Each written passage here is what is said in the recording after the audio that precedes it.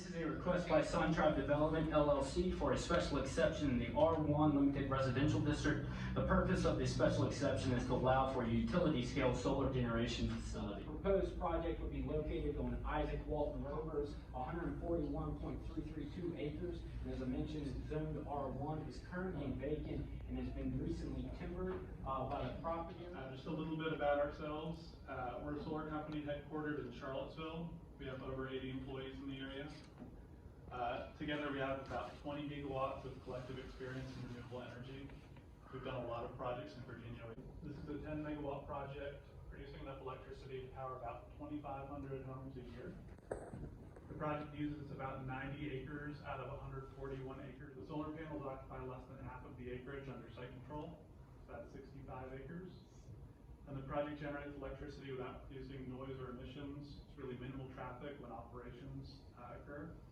And there's no permanent on-site lighting. The benefits to the county.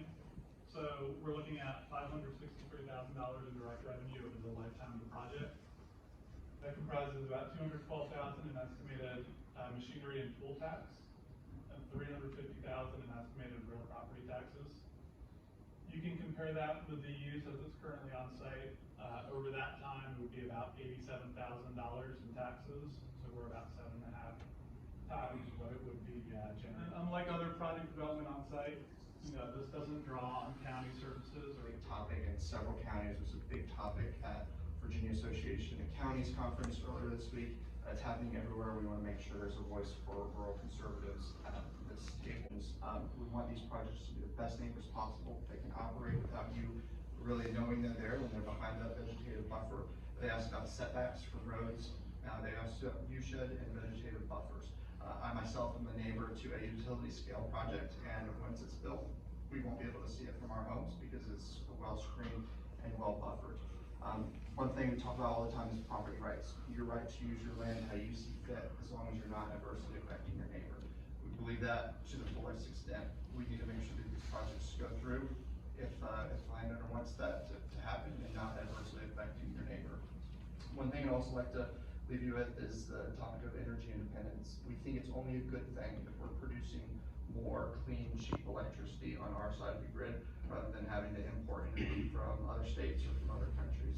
I grew up in the UK when the coal mining industry, the shipyards were all closing down, and people were freaking out because what are we going to do? Where are the jobs? What's going to happen?